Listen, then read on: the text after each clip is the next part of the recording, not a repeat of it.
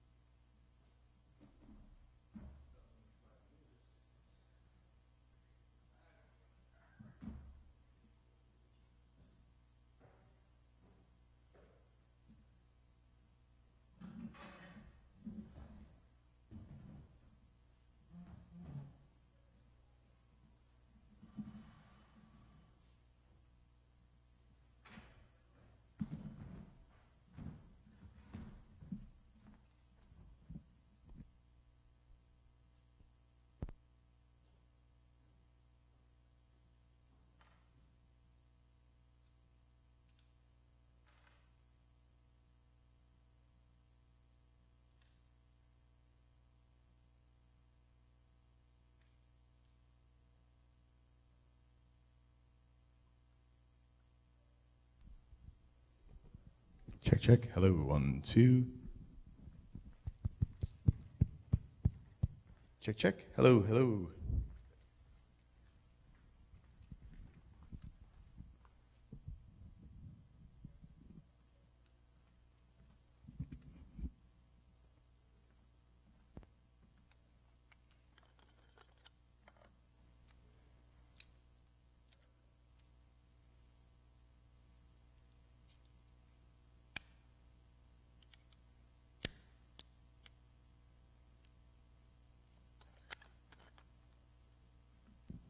Check, check, check, check. Hello, hey.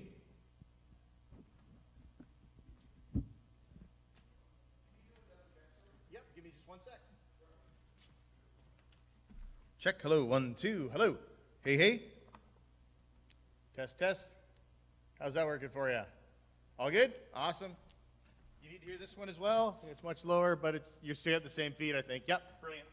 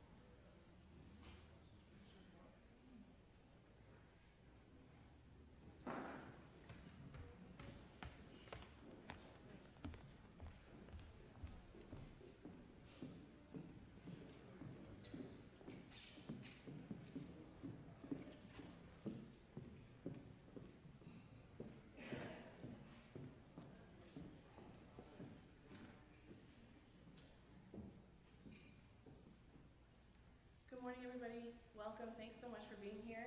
And you all look lovely and not drowned, so that's a good, excellent job on your part getting here. Thanks so much to our musicians, our clarinet quintet, and to Hugh Kennedy for organizing that for us. This is our 5th annual UNB Remembers ceremony. It seems like yesterday there were 15 of us in the Alumni Memorial Building and a piper. I don't know if any of you have been in Alumni Memorial Building, but a piper is more than necessary for music in Alumni Mem. But so today we've got a really great program for you. One of the purposes of UNB Remembers, for those of us who have been involved in planning it, is to tell stories about Remembrance Day and about war and its effect on our communities that don't always get told. We go to cenotaph ceremonies every year and they tend to be quite the same. And no matter where you go, and that can be quite comforting. But when we were looking at what UNB should do around remembrance, we wanted to do something a little bit different, to look at remembrance from a little bit more of an academic perspective. That's what we're here for. So, we're looking at researching about the war, about telling different stories. One story that has been neglected often when we talk about our communities is the First Nations story. And so I'd like to begin by recognizing that the University of New Brunswick sits on traditional Wolastoqey territory. And the river that runs right by our university, the St. John River, is also known as the Wolastoq River, along which lived the Wolastoqiyik people, the people of the beautiful and bountiful river.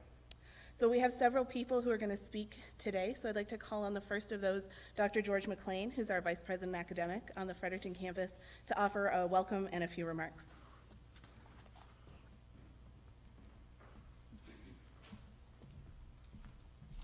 Thank you, Sarah. Good morning, everyone. We're glad that you're joining us today. We're here to remember the sacrifices made by our servicemen and women and the countless lives that have been touched by war and conflict around the globe. Remembrance Day ceremonies began as a way to remember and honor the fallen soldiers of the First World War. And over time, they've grown to become an occasion to remember the terrible consequences everywhere of war and to embrace peace. We count ourselves fortunate to live in a country like Canada where, for so many of us today, images of war and suffering reach us from other faraway places. But we're not immune to the consequences. It comes home with the men and the women who serve, making an indelible imprint on the lives of their families and friends. They're the grandparents we never had the chance to meet, the brothers and sisters who come home forever changed. My personal remembrance occurs daily. In my office here on the campus, I have a shadow box containing the wartime effects of my grandfather, who was a New Brunswicker who served in both World Wars. Like many of his peers, he chose not to talk of his experience, nor did my father, who served as a military chaplain after World War II. But before my father passed, we agreed that my grandfather's military article should be placed together. I keep that box not as a glorification, but rather a reminder of how war has affected all of us down through the generations. And the consequences of war reach us with the men, the women, and the children who come to Canada to seek refuge when their home countries become too dangerous. And it's with great sadness that we have to acknowledge that this number is growing rapidly today. During the moment of silence today, as you think perhaps of someone close to you or related to you who served, also hold those refugees who now live with us in your thoughts, as we remember and honor the sacrifices of Canadian servicemen and women. Let us also turn our thoughts to those around the world who are living with the consequences of war today. To those involved with the preparations for today's ceremony, particularly those who will speak, we are very grateful. And I'd like to thank in particular Sarah King, who initiated this event 5 years ago, and she's the driving force behind it. It's a tremendous amount of work, and thank you, Sarah, for the work that you do. It's an honor to have you here with us, to share your knowledge and experiences with us. Thank you.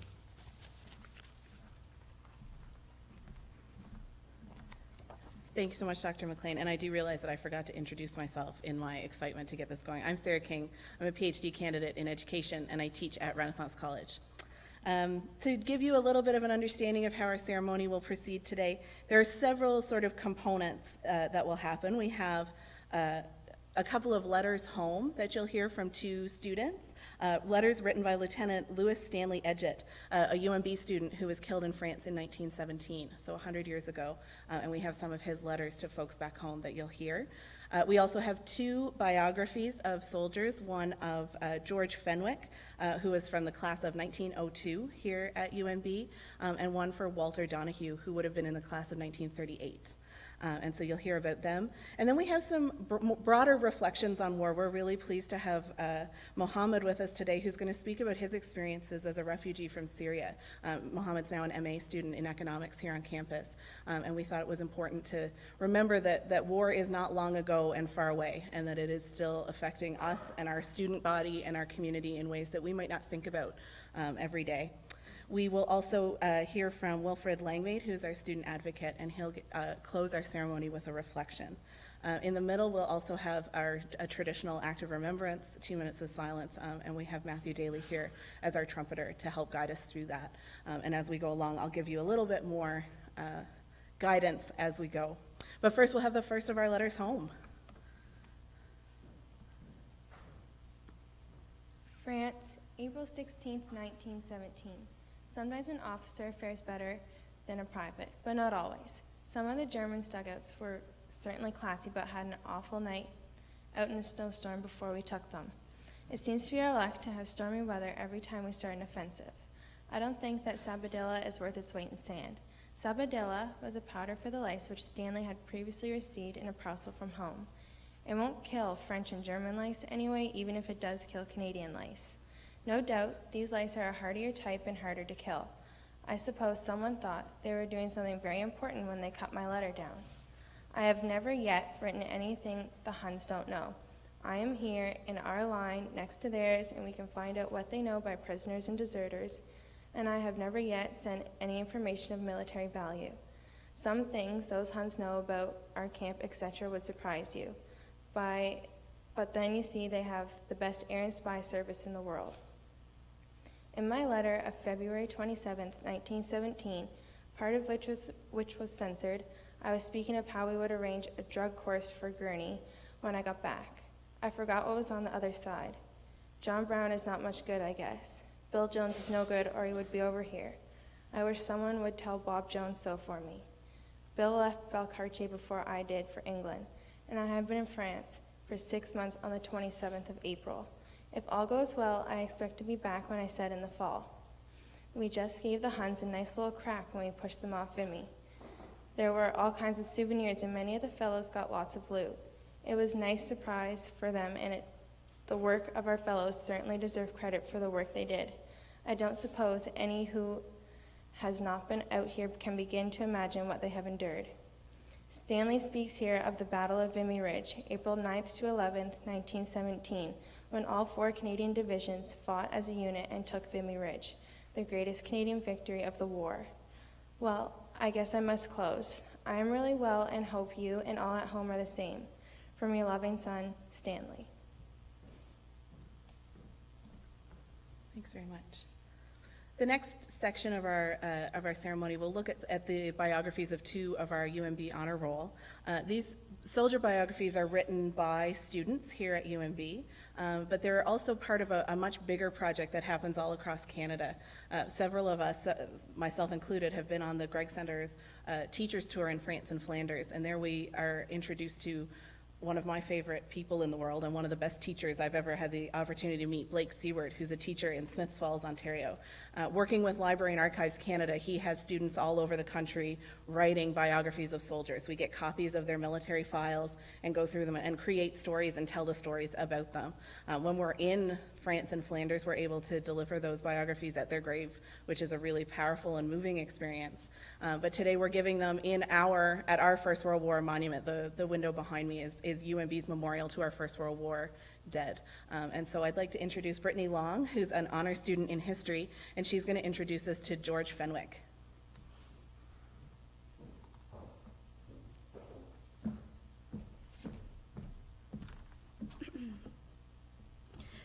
On the 30th of October, 1917, Lieutenant George Paget Owen Fenwick was killed in action at the Battle of Passchendaele. George Fenwick was born in Kings County, New Brunswick on the 18th of August in 1883 to Matthew and Harriet Owen Fenwick. In 1898, he graduated from the Sussex Grammar School, and in that fall of the same year, he began his studies here at the University of New Brunswick, holding the Kings County Scholarship. In 1902, he graduated with first-class honors in natural science and chemistry. George was extremely well-rounded. For the next 2 years after he graduated from UNB, he continued with postgraduate work in natural science and chemistry at Queen's University. And the following year, he spent as an assistant in chemistry at the Wesleyan University in Connecticut. With the sudden death of his father, George was required to leave the university and was unable to return. Afterwards, he successfully wrote the Provincial Grammar School license examinations and became the principal of Dorchester High School. George resigned from the high school 2 years after, and he entered the Dalhousie Law School. He graduated the leader of his class in 1911. That same year, he was admitted to the bar on the head of the list, after which he was offered and accepted a position in the Department of the Attorney General of Alberta. In August of 1916, at the age of 33, George Fenwick enlisted with the Canadian Expeditionary Forces. He joined the 112th Battalion at Bramshaw, England, and when he went over to France, he was attached to the 7th Machine Gun Company of the Canadian Machine Gun Corps. After his death, Lieutenant Fenwick's commanding officer wrote, "We were all very much affected by the death of Mr. Fenwick, for he was so keen, full of enthusiasm, and a most likable man. As he was in civil life prominent in his profession, so he was out here a most efficient and courageous officer. He was always thorough, and everything that was given to him to do was done well and in a most cheerful spirit. The Army has lost one of the kind we can ill afford to lose." Lieutenant George Paget Owen Fenwick is buried at the Meningate Memorial in Belgium. A stained glass window, right here, was gifted to the University of New Brunswick in memory of Lieutenant Fenwick by his sisters Lena Fenwick and Mrs. G. Close Van Wart. In keeping with the memorial nature of the window, there is a piece of stained glass from the bombed cathedral at Ypres incorporated into the lower right panel. The glass was retrieved by UNB alumnus Clarence Steeves. The window is based on a painting by George Frederick Watts, an English symbolist painter famous for his allegorical scenes, and it features scenes from Lord Tennyson's poem Sir Galahad and quotes, "My strength is as the strength of 10, because my heart is pure," an allusion to the young man taken in his prime.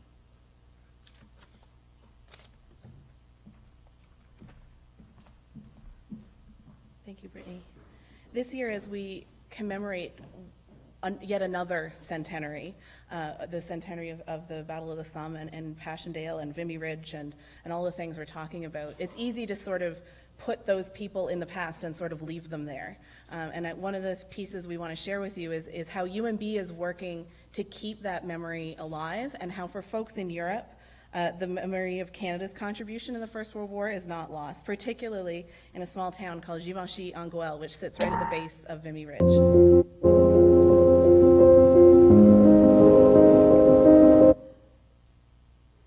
Our video's not showing, so we're going to work on that. This video is created by Media Services here at UNB and the Gregg Center as a reminder that the world wars continue to affect how we work together in the world.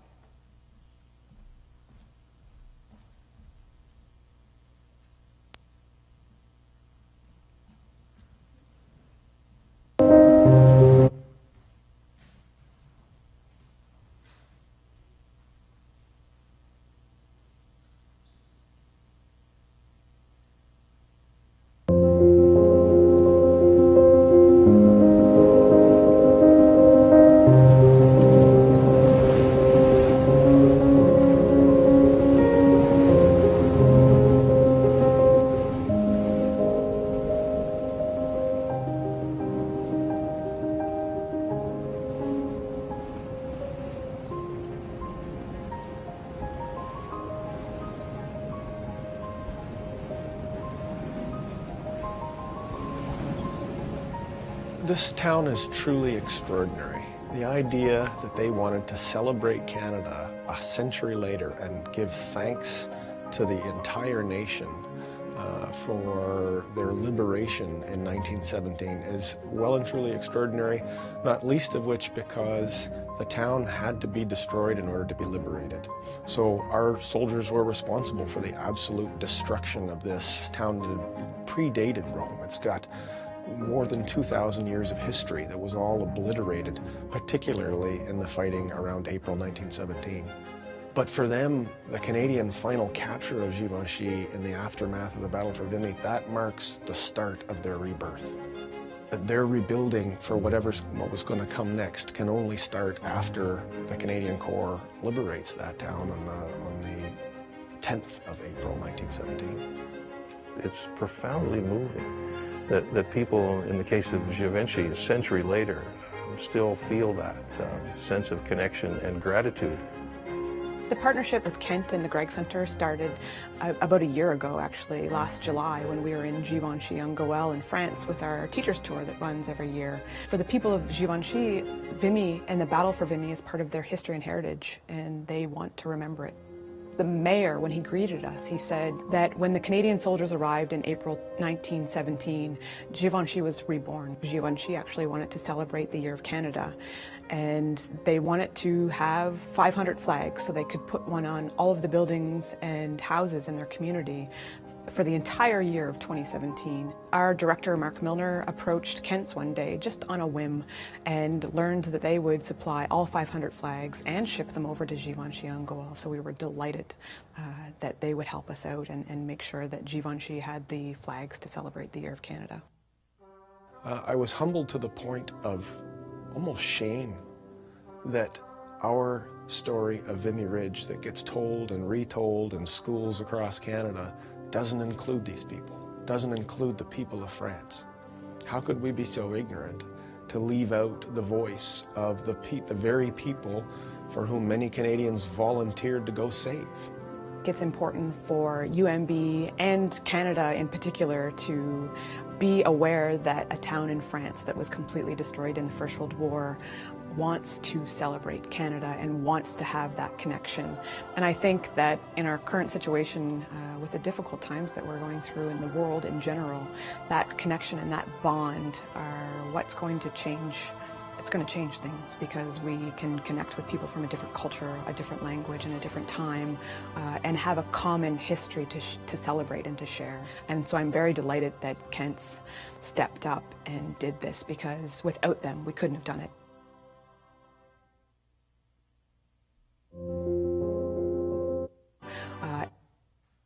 And have the mayor, when he greeted us, he said,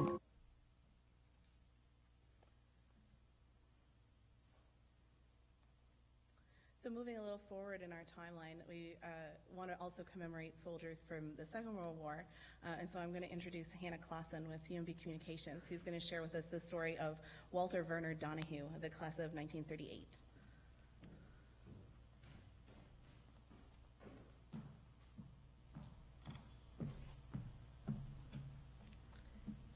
Walter Werner Donahue was born on February 8, 1915, in Edmundston, New Brunswick.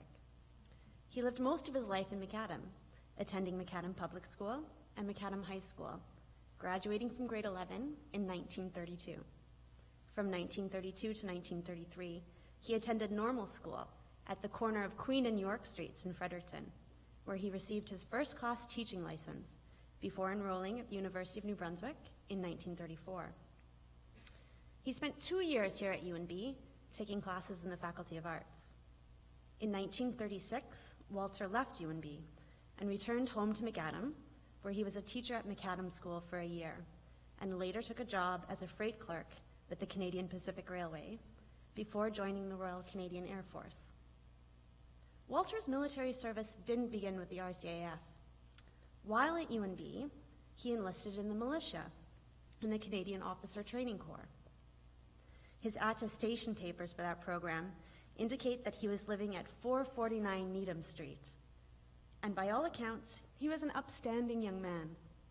His papers tell us he was 5 feet 9 inches tall, weighed 159 pounds, with blue eyes and brown hair. In 1937, after he moved away from Fredericton, Donahue joined the Carleton York Regiment and did 2 weeks of training in Sussex, New Brunswick. He continued to serve and take training courses with the militia until 1941, when he enlisted in the Royal Canadian Air Force. The enlistment process for the RCAF was long and detailed, but the information in his enlistment forms tell us a lot about the type of man Donahue was. He lists his hobbies as hunting, fishing, athletics, and reading. He's listed as single, of Irish origin, and his religion is listed as Roman Catholic.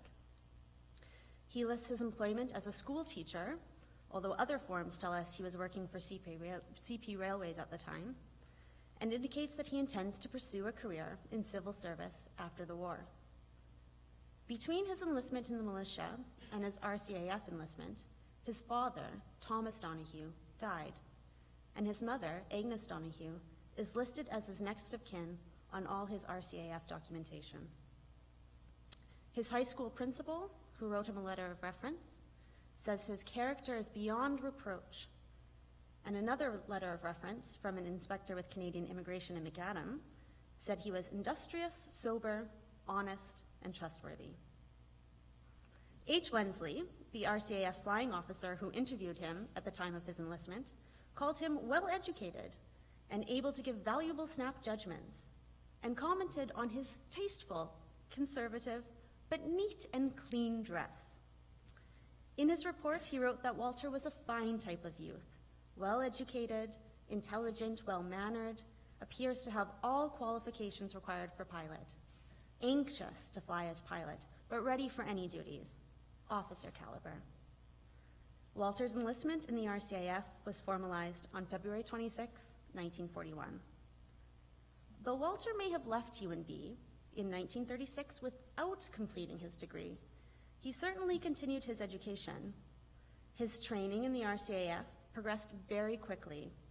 He spent time in Toronto and in Victoriaville, Quebec, and was chosen for additional training as an air observer at the Air Observer School in Chatham, New Brunswick. He also received training at the Bombing and Gunnery School in Belleville, Ontario.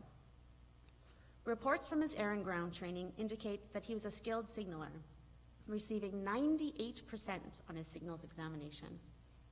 He received 77% on his mathematics exam, and 85% on hygiene and sanitation. He was 19th in his class, and his commanding officer noted that he was commission material, intelligent and quick, mature, and with a deep sense of responsibility. His Air Observer School report places him 18th in his class. His chief instructor notes that Walter is a bit on the dumb side, but knows it, and says he's a just-get-by type with mediocre ability. Maybe another couple years at UNB wouldn't have been such a bad idea. Despite these remarks, he graduated from his training as an air observer and was promoted to the rank of sergeant on January 17, 1942. On March 13, 1942, he proceeded overseas, where he completed a 2-month training period at the Advanced Flying School in Wales. He was transferred to No. 24 Operational Training Unit in Honeyburn and was based in England as of the 17th of July, 1942, when he was promoted to the rank of Flight Sergeant. On July 31st, 1942, Walter was serving as an air bomber on a Whitley 5 aircraft, along with 4 other men, when they took off at 11:20 p.m. from base RAF Honeyburn to bomb Dusseldorf. 630 aircraft took part in this raid. 900 tons of bombs were dropped on Dusseldorf, destroying 453 buildings and damaging 15,000 others. 279 civilians were killed on the ground, and a further 1,018 were injured. 12,053 Germans lost their homes in the raid. The RAF lost 29 planes during this attack, including Walter's. Their aircraft was hit by flak and crashed in the target zone. Walter, Anthony William Thompson, an English pilot, Charles Leonard Zumlinski, from Hamilton, Ontario, born to Polish immigrants, Eric Leonard Stiles, from Devon, England, and Edward James Jones, from Vancouver, BC, were aboard when the plane crashed. All of the men were missing and assumed killed. However, later information uncovered that pilot Anthony William Thompson was taken as a POW and interred in Stalag Luft 3 before being transferred to military prison for insulting the Reich and assaulting an NCO. He was killed by firing squad on July 5th, 1944. The rest of the men are listed as killed in action, including Walter Bernard Donahue. Walter is buried in Reichswald Forest War Cemetery in Kleve, Germany, near the Dutch border, along with 7,500 other Commonwealth War dead, many of whom are airmen like Walter. In 1946, Agnes Donahue was sent Walter's operational wings and certificate. In the letter to his mother, the records officer wrote, "I realize there is little which may be said or done to lessen your sorrow, but it is my hope that these wings, indicative of operations against the enemy, will be a reassured memento of a young life offered on the altar of freedom in defense of his home and country." Walter's life and impact continue to be commemorated at UNB. Participants on the Gregg Center for the Study of War and Society's Teachers Tour in the Netherlands visit the cemetery where he is buried. And after his death, his mother started a scholarship in his name at the University of New Brunswick. The Walter V. Donahue Memorial Scholarship is still given every year to a student from York Country.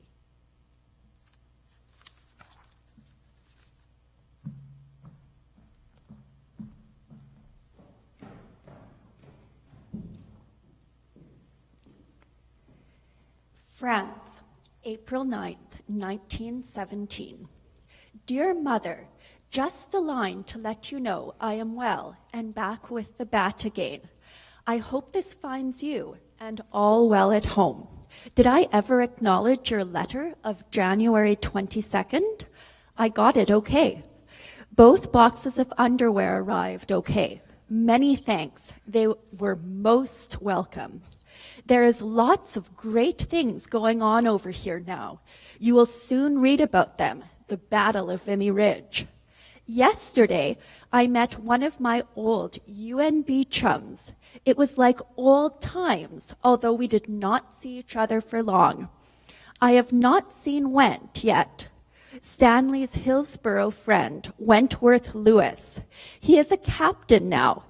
It does not look now as if I would get promotion soon. There are lots ahead of me. A lot of it depends on the number of casualties we have. We have had lots of rain lately with the usual mud. It has been fine today, and we hope it will continue so for a while. If Gurney were over here, perhaps he would appreciate the privilege to attend church occasionally. I hope he is getting on well. Well, I guess I must close for now. Don't worry about me. I am real well. Your loving son, Stanley.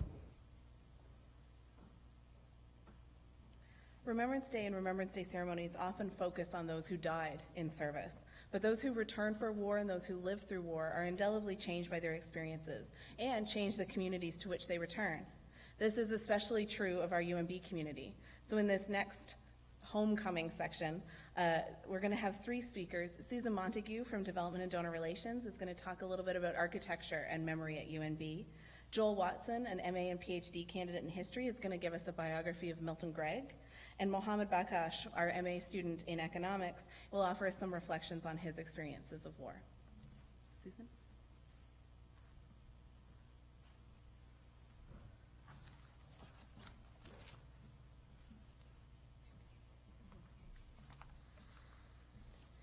Thank you, Sarah. There are many buildings on UNB's campuses that are named for distinguished people and generous benefactors, most notably Beaverbrook and Aiken. But there are only two that commemorate the lives of a number of individuals: Memorial Hall, where we are gathered today, and the Alumni Memorial Building next door. Both of these were designed and built to honor the UNB students and graduates who gave their lives in the First and Second World Wars. This building, constructed after the Great War, the war that was to end all wars, was planned before the war to be purely a science facility. But at the conclusion of the war, it was decided it would no longer be just a building with classrooms and laboratories. It would be a lasting memorial to the gallant sons of the college, the living as well as the dead, who risked their all, in the words of New Brunswick Judge J.H. Barry. The construction of elaborate war memorials was a new social phenomenon and marked a major cultural shift in how nations commemorated conflicts. The $150,000 it took to build Mem Hall was contributed by the province, the city, and alumni. Governor General Lord Byng of Vimy, who had led the Canadians at Vimy Ridge and later commanded the Third Army, was an appropriate choice to lay the cornerstone in 1923. The Beaux-Arts brick building, designed by Neil Brodie of St. John, is classical in composition and detail, with a Gothic Revival auditorium inspired by European style, which is quite fitting when you consider the location of the conflict during the First World War.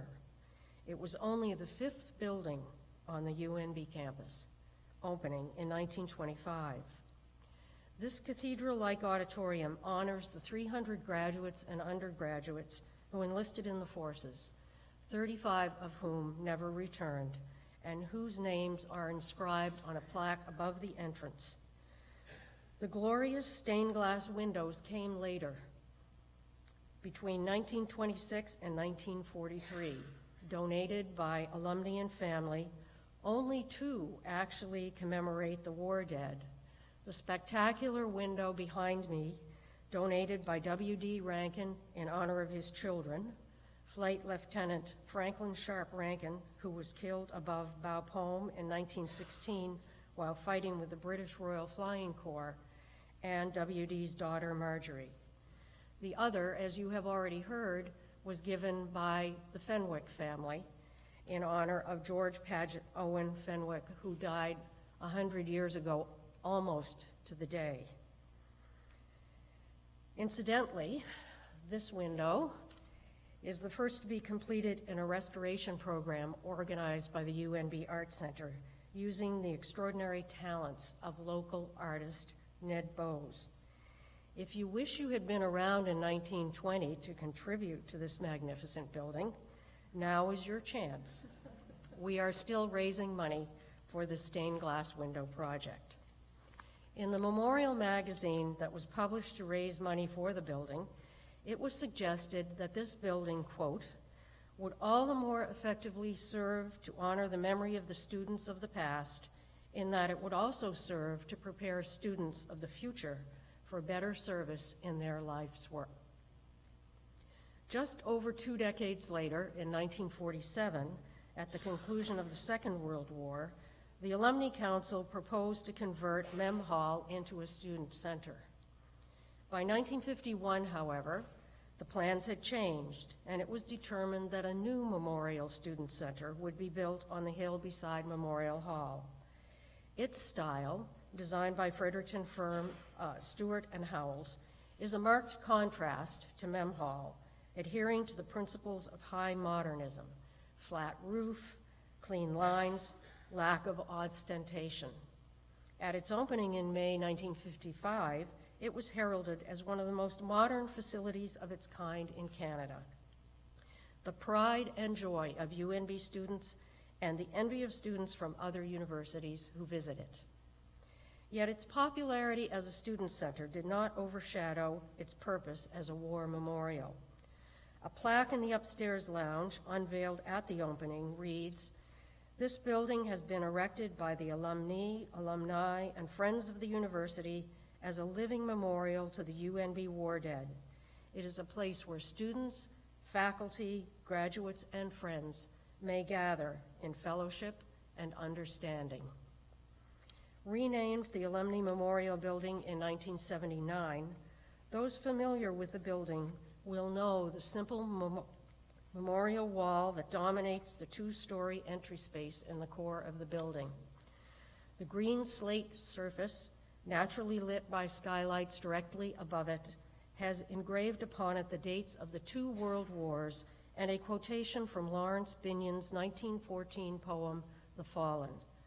At the going down of the sun and in the morning, we will remember them. The Union Jack and Canadian ensign hang beside these words. Local architect and historian John LaRue describes the wall thus: the minimalism of the UNB Memorial is both poignant and powerful in its austerity. There are no angels in glory, no stone crosses, only a hushed absence. In addition, there is a memorial book prominently displayed in the foyer in which each of the 48 UNB men who died in the Second World War, from the class of 1920 to the class of 1946, is commemorated with a photo and a brief biography. The preface to the book, whose pages are turned periodically by the alumni office staff, reads, "This memorial book records the unselfish sacrifices made by the alumni of this university in the cause of freedom. It is the hope of the members of the 2 associations that it will serve as a constant reminder to future students that the liberties we so often take for granted are preserved at no small cost."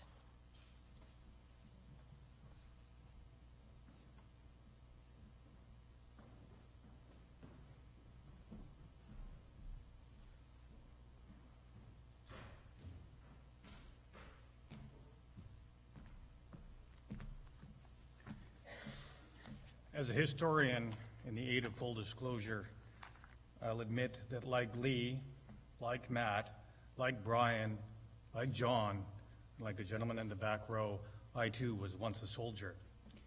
My task today is to give a biography in 5 minutes of Brigadier Milton Fowler Gregg, Victoria Cross winner.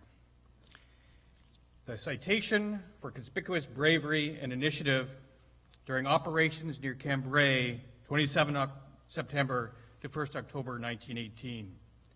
On 28 September, when the advance of the brigade was held up by fire from both flanks and by thick, uncut wire, he crawled forward alone and explored the wire until he had found a small gap through which he subsequently led his men and forced an entry into the enemy trench. The enemy counterattacked in force, and through lack of bombs, the situation became critical. Although wounded, Lieutenant Gregg returned alone under terrific fire and collected a further supply. Then, rejoining his party, which by this time was much reduced in numbers, and in spite of a second wound, he reorganized his men and led with the greatest determination against the enemy trenches, which he finally cleared.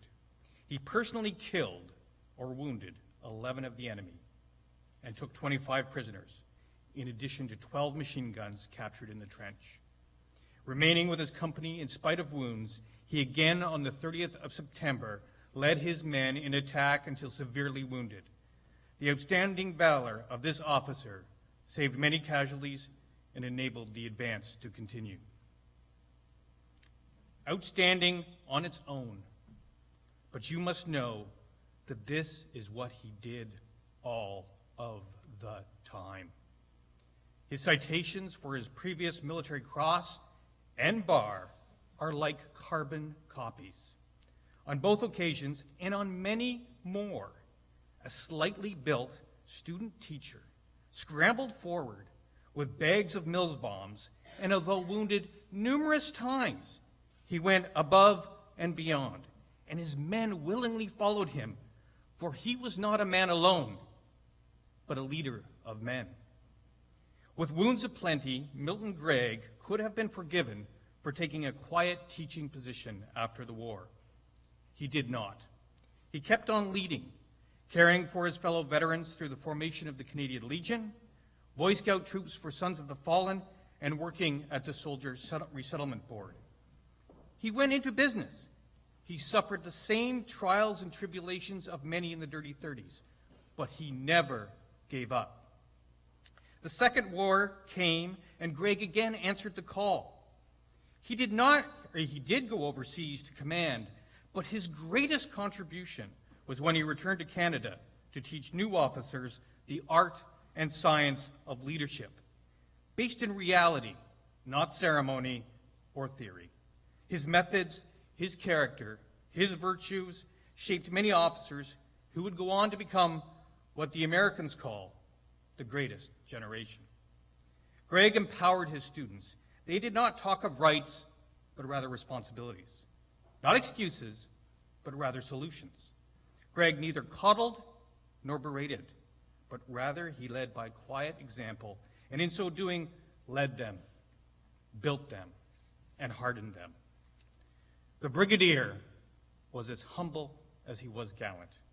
He just got whatever task he was given done, through integrity, wisdom, and faith in his fellows that drove men and women alike to follow him. His enormous success at mobilizing the best was seized on by the government as necessary to demobilize them so as to avoid the tragedy that befell many who came back from the First War. Greg was recruited to transform the University of New Brunswick into the institution it is today by receiving and training the returned warriors. The aim remained the same as it had been training officers: build students into the best citizens that they could be. Like the Mills bomb-throwing lieutenant, Brigadier Greg went at the task with frenetic energy, and when the task was done, UNB had tripled from 401 students to 1,280, and the individual faculties of arts, forestry, engineering, and science had been created. He could have stopped there, but there was more to be done. From 1947 to 1957, he was the MP for York-Sunbury and Minister of Fisheries, Veterans Affairs, and Labor. Wherever there was a difficult file, Greg was there. For those pondering decolonialism, you might consider that the practice of decolonialism is much harder than the intellectual theorizing of it, and follow Greg's example. The brigadier became the UN representative in Iraq as it was transitioning to self-governance, which involved a coup while he and his wife were there. His position untenable because of his association with the previous government, he removed himself so others could make headway. Again, he could have taken a rest, but demonstrating his lifelong commitment to his fellow humans, and especially less fortunate children, he then became the UNICEF representative in Indonesia and then Pakistan. He then had to quickly shift to become Canada's High Commissioner to Guyana as it was transitioning to self-governance. None of these tasks were plush patronage appointments of cocktail parties, but rather the very real, important, and often dangerous work of providing aid in evolving states faced with violence, crippling poverty, and illness of children.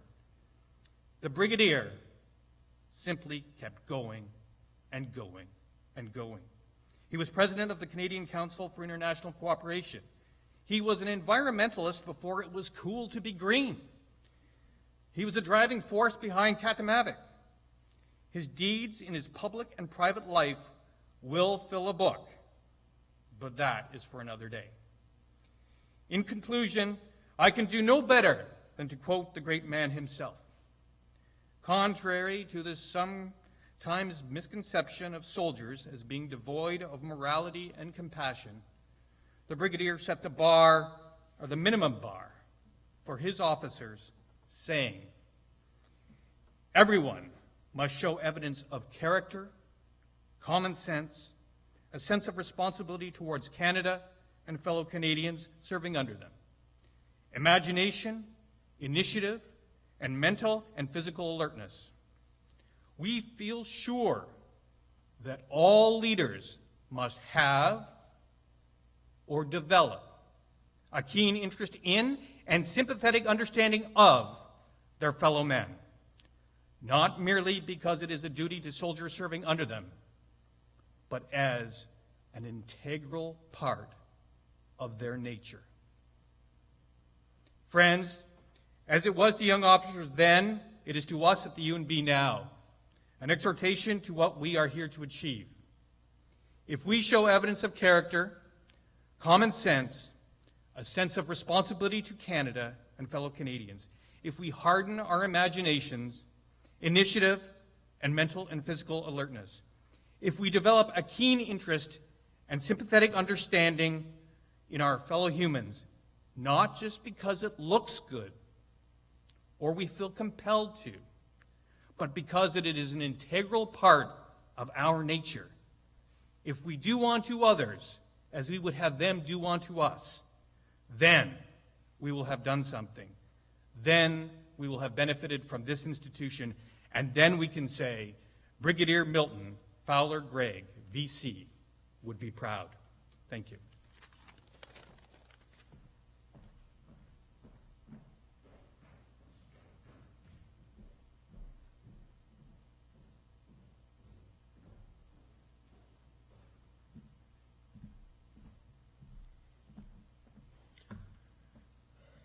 Hello, everybody.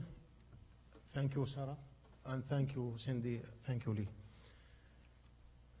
It's my honor to be the Syrian voice in this event and to share you a part of my story and experience as a Syrian refugee.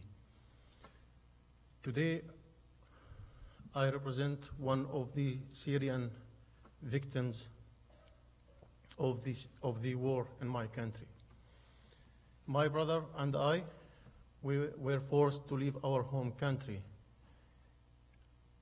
in July 6, 2013, after more than 2 years from the start of the peaceful revolution against one of the worst dictator regimes in the world. Our first destination was supposed to be Jordan, because it's the closest country for our hometown. That couldn't be happen because we were asked many times to go to the refugee camps in illegal way, and we were not allowed to go to Jordan by legal way. So we changed our destination to go to Egypt. Just 3 days after the military coup that happened in July 3rd, 2013. Less than 2 months after we arrived in Egypt, there was a chemical attack against the peaceful people in the countryside of Damascus, in the area which called Al-Ghouta. Many people were killed by the chemical weapons there. And all the people stopped breathing, waiting what the reaction should be against that regime. Especially that many times Mr. Obama said that the chemical weapon is a red line of that regime. There was an agreement between Russia and the United States to take the chemical weapons from the Assad regime after this crime. I'm just wondering, is that the justice that the people that we are remember today, is that the justice that they were looking for, to take the weapon from the criminal and leave him away and leave him free? I don't believe that this is the justice that they fought for. I don't believe that this is the world that they fought for it, that they gave the most valuable thing that they had for it. So our mission today is not just to remember them. We need to complete their mission. We need to work hard and hard to have better world for our children, for the next generation.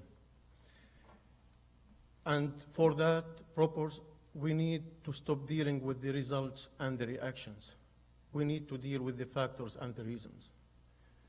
It's not acceptable after today to see the dictator leaders in the Middle East welcomed by the Western politicals.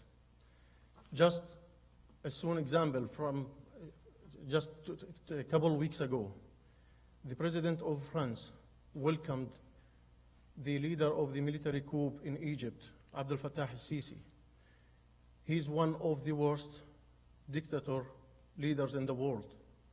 How could we believe that the French administration wants the freedom and the democracy to the other countries, since they keep welcoming those dictator people? If we want to have better world, we need to fight the dictatorism before anything else. I believe that the people who gave their lives, the people who fought for us, they deserve from us to complete their mission. And I think if we didn't do anything for the goal that they fought for, the next generation, our children, they are not going to stand here to remember us. So today we have the opportunity to work hard. I remember when we arrived, Canadian people played a great role in having us and in having us settled in Canada, especially in Fredericton. Fredericton, the city that welcomed the greater number of the Syrian refugees per capita. And again, Fredericton today has the power to give another shiny example to the world and to start a peaceful universe revolution against the war anywhere, against the political conflicts, against the bleeding. Our role today is to stop bleeding across the world and to have better world for our children. That's what do we believe in, and that's what do we need. To start today, not later. To share not just our experiences or our stories. We need to share our concerns and our thoughts, and we need to find the solution, the best solution of the problems that we do have in our world recently. Again, thank you so much for having me today. I appreciate your invitation, and I am looking forward to more efforts to have better world. Thank you so much.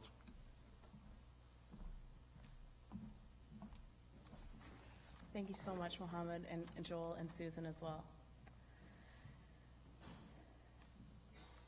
For the last part of our ceremony, we'll move to a more traditional approach with our Act of Remembrance. The Act of Remembrance is a stanza from the poem that Susan referenced in her talk entitled For the Fallen. The 2 minutes of silence are in a couple of places noted as a sign of respect. In the first minute, we're asked to think about the roughly 20 million people who died in the First World War. And that second minute of remembrance is dedicated to the living left behind, those wives and children and families left behind who were deeply affected by the conflict. This was sort of after the First World War. This is how folks were thinking about remembrance. And I think given what we've heard today, maybe we spend the first minute of our 2 minutes of silence thinking about George Fenwick and about Walter Donahue and the other folks we've heard of today. And maybe in that last 2 minutes, we can reflect a little on what Mohammed's talked to us about today, what we do next. Where do we go from here? What do we as a UNB community, how can we work to achieve the world that Mohammed wants us to think about? So the Act of Remembrance this year is going to be read by Naval Cadet and fourth-year art students Matthew Baxter, followed by the last post, which is played by trumpeter Matthew Daly. The Act of Remembrance, we ask that you repeat the last line. Matthew will read a short stanza, the last line of which is, "We will remember them," and we can repeat that. We'll have the last post, then our 2 minutes of silence, which will be broken by the reveille, again, played by Matthew Daly. So, Matt, are you ready?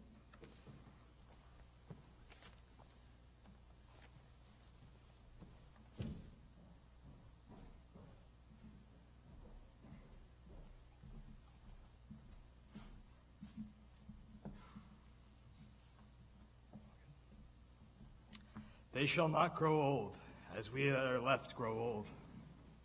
Age shall not weary them, nor the years condemn. At the going down of the sun, and in the morning, we will remember them.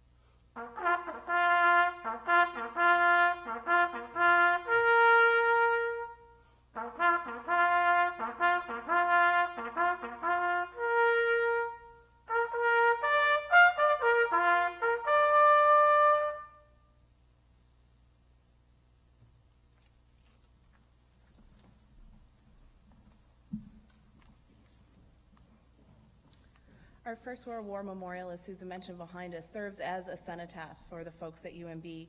And so we do have some wreaths to be laid at that memorial. They're given on behalf of different departments, units, and faculties at UNB in memory of students, faculty, and staff in the past and in the present who have been affected by war. So those folks who are going to lay wreaths, I'll call on them now. We have wreaths being laid on behalf of the Faculty of Nursing,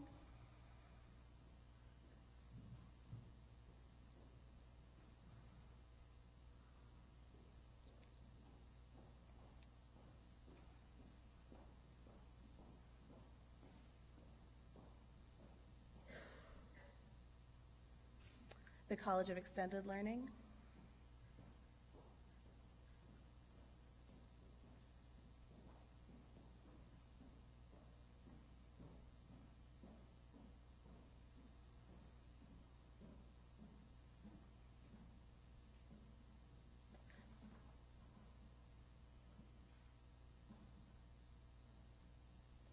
from the UNB Art Center,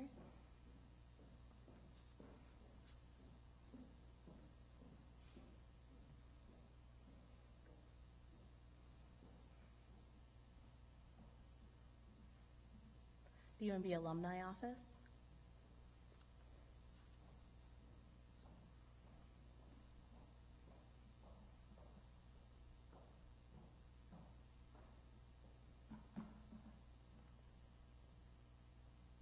the UNB Unifor Local,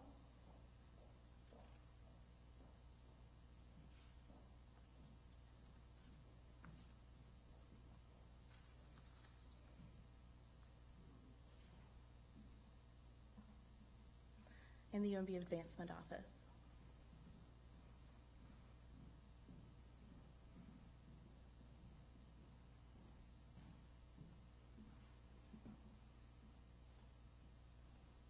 Thank you all. And now it's my pleasure to introduce our last speaker for the day, Wilfred Langmaid, the UNB student advocate, will share a few reflections on war.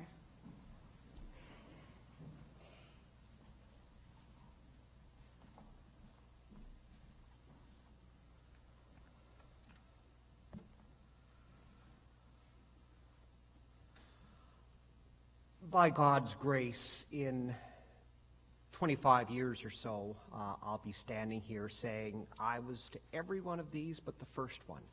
And that's what I am saying today.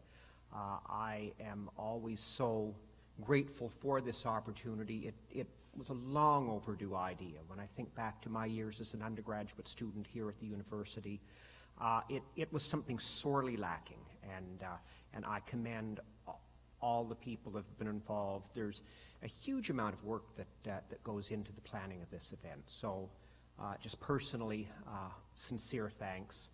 I've shared in other years more detail about why this event means so much to me. I'll be much briefer in those personal thoughts today, but suffice it to say that my uncle was killed in action in World War II and is buried in the Bergen-op-Zoom cemetery in Holland, along with so many other Canadian soldiers. And so it's always a very personal event for me. But it's an event that, from my childhood years until today, I'm always struck by the sheer paradox of it. You know, what do I mean by saying such a thing? We're celebrating and we're lamenting at the same time. We're absolutely celebrating the incredible bravery, and to hear details of the stories of Brigadier General Gregg today, that was a level of detail that I didn't realize, like what an extraordinary man. We celebrate people like that. We celebrate the best in people that comes out in their service to, in the way that my grandmother put it, for Uncle Donald, for God, for King, and for country. But we lament because there is a horrific cost to war, and we are all very, very cognizant of that today. The biographies that we heard of people who were killed in action, or letters home that were sent home, and the letters home are all that remains of those people today. Those people who, in those beautiful words, who risked it all, and that's literally what they did. So we are here today celebrating and lamenting. We're recognizing what was, what is, and I would suggest always will be, the ultimate act of sacrifice and patriotism, to lose one's life in the service of one's country, to literally risk it all. So as we've heard these stories that don't often get told, may we be inspired to go on from this place today, remembering the sacrifices of those who have gone before, but remembering what they yearned in their hearts more than anything else, and that was a good and peaceful life for them, their loved ones, and their country. For that is the ultimate paradox, this incredible sacrifice in the antithesis of peace to bring peace. So in that context, I am going to close with, I think, a very relevant in 2017, even though the words are far older, a prayer from the Anglican Book of Common Prayer, an excerpt from it. Almighty God, from whom all thoughts of truth and peace proceed, kindle, we pray thee, in the hearts of all the true love of peace, and guide with thy pure and peaceable wisdom those who take counsel for the nations of the earth, that in tranquility we may go forward until the earth is filled with the knowledge of thy love, through Christ our Lord. Amen.